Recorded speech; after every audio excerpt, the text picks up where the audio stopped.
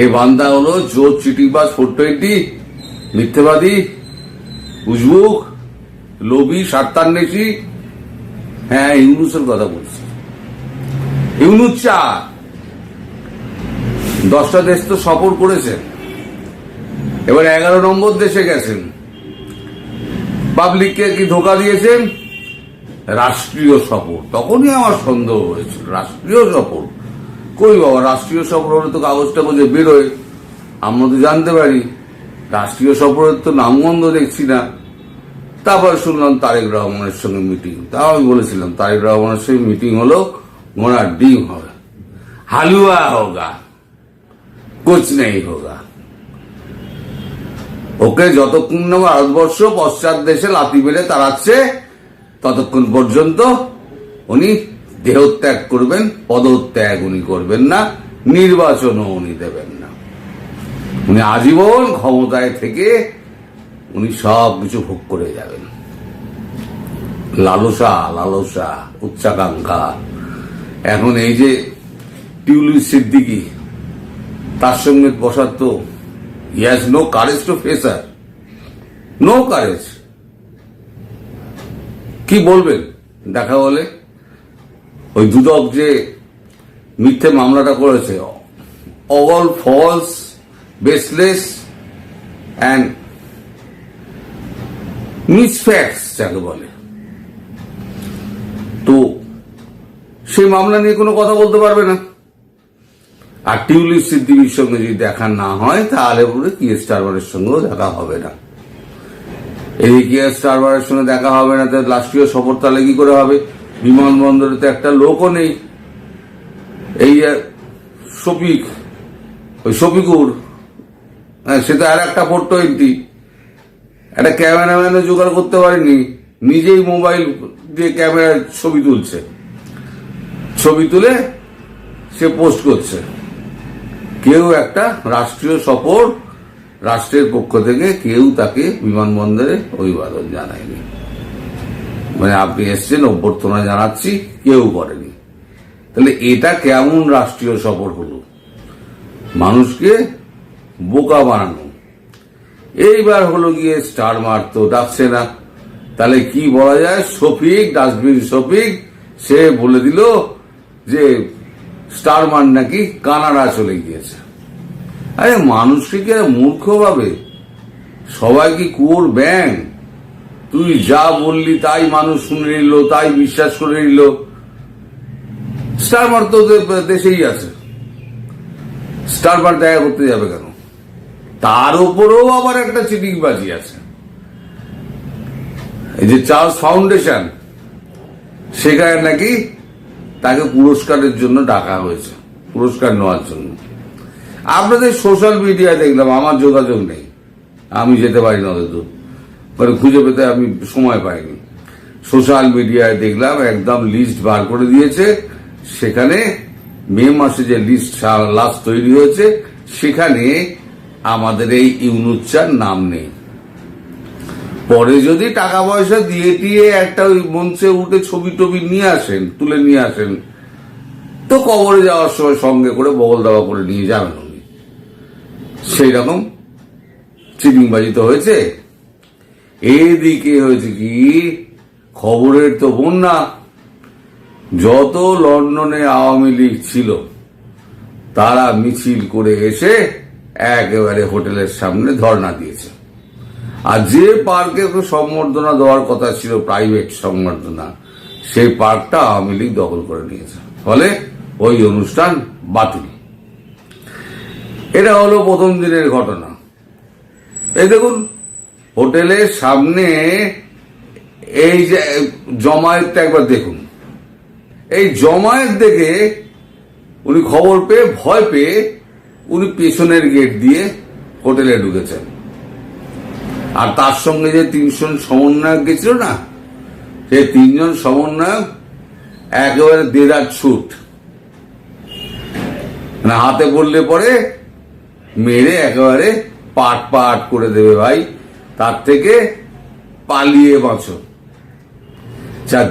যে দেশের রাষ্ট্রপ্রধান, সে বৈধ হোক অবৈধ হোক, যদি ভালো কাজ করতো তাহলে অবৈধ হলেও সব মানুষ তাকে মেনে নিত। বৈধ হোক অবৈধ হোক, সে রাষ্ট্রের মানুষের সামনাসামনি হতে পারছে না, তাহলে কিরকম সরকার প্রধান বুঝে দেখুন।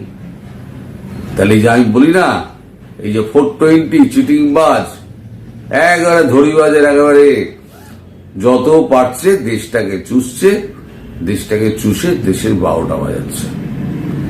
এরা নাকি জাতি উদ্ধার করতে এসছে। দেশটা তো কিছু নেই, সব শেষ করে দিয়েছে, লুটে পুটে শেষ করে দিয়েছে। আর দেশের নেতারা যদি লোটে, তাহলে নেতার যে চালাফেলা আছে তারা তো আরো লুটবে। বিএনপি তো লুটছেই, তার সঙ্গে সাধারণ যে সমস্ত সমন্বয়কের গ্যাং রয়েছে না, তাদের চালাচামুন্ডা, তারাও লুটে বেড়াচ্ছে। সম্প্রতি হয়েছে কি, রবীন্দ্রনাথের যে বাসভবন কুটি ছিল কিশোরগঞ্জে, সেই ঠাকুরবাড়ির কুটি বাড়ি ভাঙচুর করে দিয়েছে। ভাঙচুর করে যা সমস্ত মেডেল ফেটেল, যা ফার্নিচার ছিল সব তুলে নিয়ে চলে গিয়েছে। তো যে দেশের নেতা চোর হবে, বাটপার হবে, বদমাইশ হবে, সে দেশের সাধারণ মানুষ, তার তো চেলাচামুন্ডা, তারা তো এরকম চোর বাটপাড়ি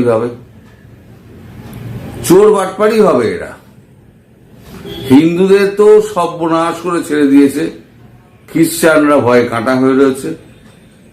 60 বছরের বৃদ্ধা থেকে 9 বছরের কিশোরী পর্যন্ত কেউ নিস্তার পাচ্ছে না, সবাই এদের ধর্ষণের শিকার হচ্ছে।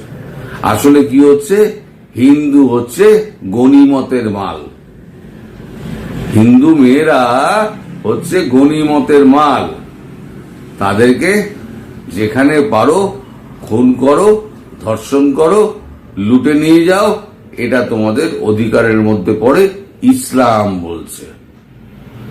ওই ইসলাম পড়ে পড়ে মাদ্রাসায় এদের মাথাটা নিরেট হয়ে গিয়েছে। আমি বলি না যে এরা মস্তিষ্কটা পাপোশের নিচে রেখে মাদ্রাসার মধ্যে ঢোকে, তারপর মাদ্রাসায় ওই সমস্ত পড়ে টোরে বলে পৃথিবী হলো ফ্ল্যাট, চাঁদে যাওয়া অসম্ভব, সেখানে আল্লাহর বাস।